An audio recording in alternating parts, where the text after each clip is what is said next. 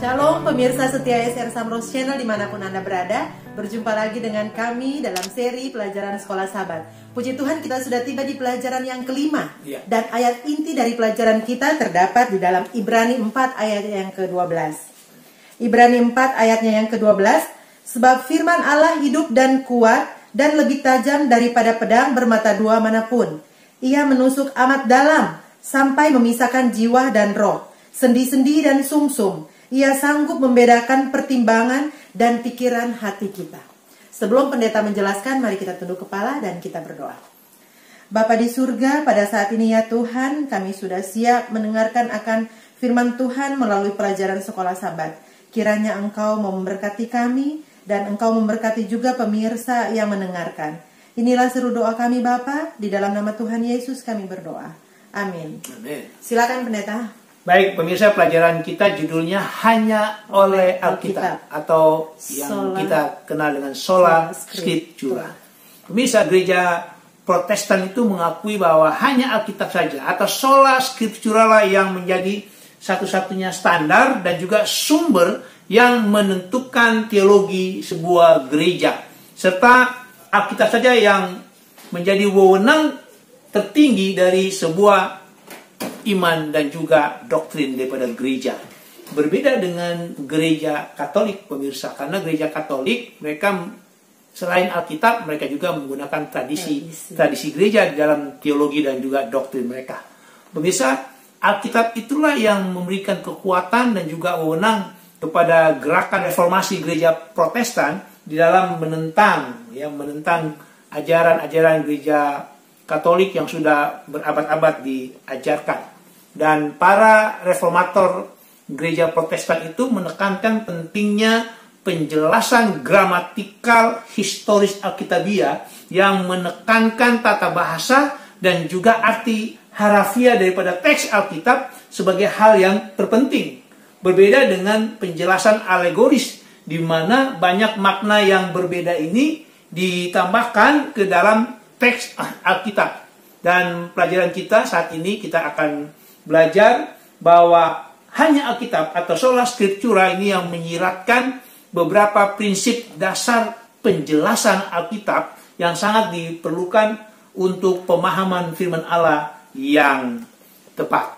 Pelajaran yang pertama judulnya Alkitab sebagai standar tertinggi. Pemirsa, sejak awal gereja Advent itu menyatakan bahwa denominasi gereja Advent itu sebagai denominasi yang percaya kepada Sola Scriptura atau Alkitab, hanya Alkitab saja. Oleh karena itu, gereja Advent ingin menegaskan bahwa Alkitab ini sebagai satu-satunya standar dan wewenang tertinggi untuk teologi, doktrin, dan juga kehidupan daripada gereja Advent. Dengan demikian, pemirsa, yang namanya pengalaman, tradisi, budaya, dan juga akal budi itu harus tunduk kepada yang namanya Alkitab. Namun demikian, kita tidak boleh mengesampingkan penemuan-penemuan daripada arkeologi Alkitab untuk dapat menolong kita mengerti akan teks Alkitab, ya, ataupun ayat-ayat Alkitab supaya lebih jelas. Begitu juga pemirsa, kita tidak boleh menyingkirkan yang namanya kamus Alkitab ataupun leksikon. Di leksikon itu adalah buku atau kamus yang memuat semua informasi tentang makna dan juga pemakaian kata dalam bahasa yang ada di dalam Alkitab. Itu leksikon. Lalu kita tidak boleh mengesampingkan yang namanya konkordans untuk memahami penjelasan akan teks Alkitab. Konkordans itu adalah daftar kata dalam Alkitab yang disertai dengan keterangan halaman dan juga kutipan naskah yang mengandung teks Alkitab atau ayat Alkitab yang kita sedang selidiki. Begitu juga dengan buku-buku ataupun penjelasan-penjelasan lainnya di dalam melakukan penterjemahan Alkitab. Pemirsa, namun di dalam menjelaskan Alkitab dengan tepat, maka teks Alkitablah yang menjadi ukurannya, yang menjadi standarnya. Itulah sebabnya hamba Tuhan Rasul Paulus di dalam 1 Korintus pasal 4 ayatnya yang ke-6 mengatakan, jangan melampaui yang ada tertulis. Maksudnya jangan melampaui apa yang Alkitab sudah baca, catat, sudah tulis. Jadi pemirsa, hal yang benar ketika kita mau mempraktekkan prinsip Sola Scriptura, kembali kepada Alkitab atau hanya Alkitab saja. Jadi apabila kita menemukan satu pertentangan mengenai masalah penjelasan tentang iman, maka hanya Alkitablah yang memiliki apa? Otoritas dan juga wewenang yang paling tinggi dari semua sumber yang ada, termasuk juga dengan tradisi gereja itu sendiri.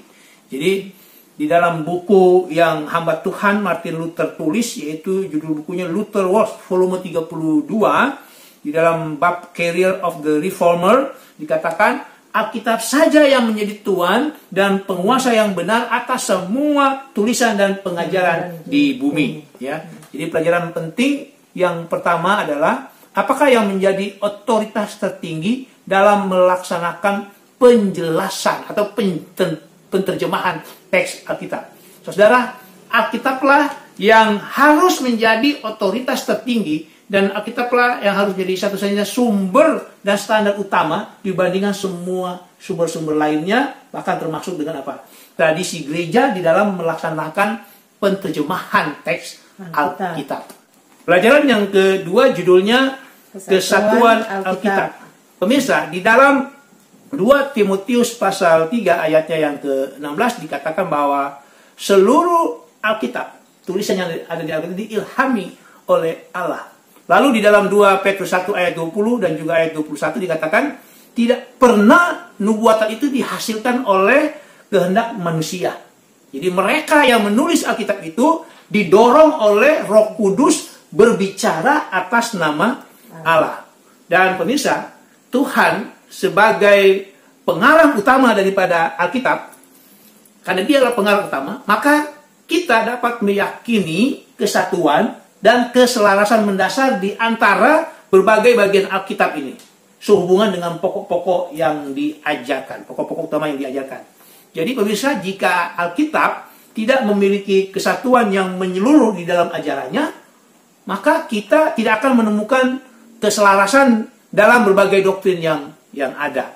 Tanpa adanya kesatuan di dalam Alkitab, gereja tidak akan memiliki cara untuk membedakan kebenaran dari kesalahan. Gereja tidak akan dapat menyangga ajaran-ajaran bidat, serta tidak akan ada dasar untuk mengkoreksi penyimpangan dari kebenaran Alkitab kalau Alkitab itu tidak mempunyai kesatuan. Jadi pemirsa, kita bisa melihat para penulis Alkitab itu memandang Alkitab sebagai satu kesatuan yang tidak terpisahkan secara keseluruhan. Tidak ada pertentangan antara perjanjian lama dengan perjanjian baru. Perjanjian baru tidak mengandung Injil ataupun agama baru. Ya. Perjanjian lama, saudara, itu dibukakan di dalam perjanjian baru. Dan perjanjian baru sendiri itu dibangun atas apa-apa yang ada di dalam perjanjian lama. Pemirsa, Yesus dan para penulis Alkitab menerima kesatuan Alkitab. Buktinya mereka mengutip beberapa kitab yang ada di dalam perjanjian lama yang selaras sama bobotnya pada saat mereka mengadakan pengajaran. Jadi pelajaran penting yang kedua, mengapa kesatuan Alkitab begitu penting bagi kepercayaan kita sebagai orang Kristen? Penting karena tanpa kesatuan Alkitab, gereja tidak akan memiliki cara untuk membedakan antara kebenaran dan kesalahan. Perlu ada kesatuan di dalam Alkitab, karena kalau tanpa kesatuan, gereja tidak dapat menemukan keselarasan dalam berbagai doktrin yang ada, serta gereja tidak akan ada dasar untuk mengkoreksi penyimpangan dari kebenaran Tuhan. Pelajaran yang ketiga judulnya Kejelasan Alkitab. Pemirsa, prinsip sola scriptura atau hanya Alkitab tidak akan masuk akal jika teks Alkitab itu tidak mempunyai arti yang jelas. Saudara, kesaksian Alkitab itu tidak ambigu. Kesaksian Alkitab itu tidak bermakna lebih daripada satu. Alkitab itu cukup jelas dengan apa yang diajarkannya. Dan oleh karena itu kita tidak membutuhkan wewenang pengajaran ataupun penjelasan daripada gereja untuk memberikan makna Alkitab bagi kita. Maksudnya, kita tidak boleh secara membabi buta menerima apa saja yang diajarkan oleh gereja. Kita harus melihat, membandingkan dengan apa yang dikatakan oleh Alkitab. Itulah sebabnya kita dianjurkan untuk belajar Alkitab secara mandiri, belajar bagi kepentingan diri sendiri. Karena pada dasarnya kita dapat memahami pekabaran Allah bagi kita. Alkitab itu harus diterima sebagaimana adanya dalam arti harafiah. Jika ayat yang kita pelajari, yang kita selidiki itu sudah sangat jelas dan sangat terang benderang. Kita tidak perlu mengupas kulit ali, ya kira-kira begitu, untuk dapatkan arti sesungguhnya atau inti daripada maknanya. Ya, tidak perlu. Bukan berarti pada saat kita belajar Alkitab, kita tidak menemukan ayat-ayat yang sukar. Bukan berarti. Karena sebagai manusia kita juga memiliki keterbatasan. Namun demikian, firman Tuhan itu sesungguhnya cukup jelas, saudara, untuk kita ketahui dan kita pahami. Terutama yang berhubungan dengan pernyataan-pernyataan keselamatan. Jadi pelajaran penting yang ketiga, apakah pekabaran Alkitab dapat diterima dengan jelas oleh para pembacanya, para baca Alkitab?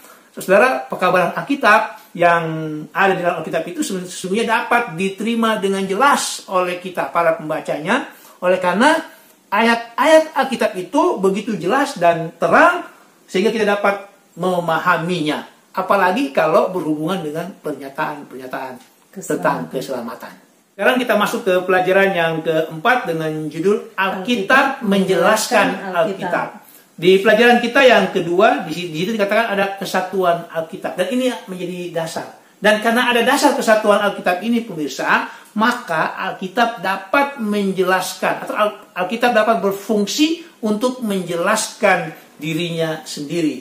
Alkitab tidak mungkin menjadi terang yang menyingkapkan maknanya sendiri apabila tidak ada dasar kesatuan di dalam Alkitab. Pemirsa, jika kita membiarkan Alkitab menjelaskan dirinya sendiri, maka itu akan menjelaskan lebih jauh makna yang terkandung di dalamnya. Pertanyaannya adalah bagaimana caranya? Yaitu dengan cara mempertimbangkan konteks kitab di mana ayat yang kita akan pelajari, ayat yang kita akan selidiki, kita harus tahu konteksnya itu. Lalu kita juga harus melihat konteks langsung daripada ayat-ayat sebelumnya dan juga ayat-ayat sesudahnya. Jadi pemirsa, adalah penting untuk mempelajari Alkitab itu secara keseluruhan supaya kita dapat berikan penjelasan atau menerjemahkan teks Alkitab itu. Dan pemirsa, jika memungkinkan, dalam menerjemahkan Alkitab sangat menolong jika kita bisa mengerti bahasa aslinya, jika memungkinkan.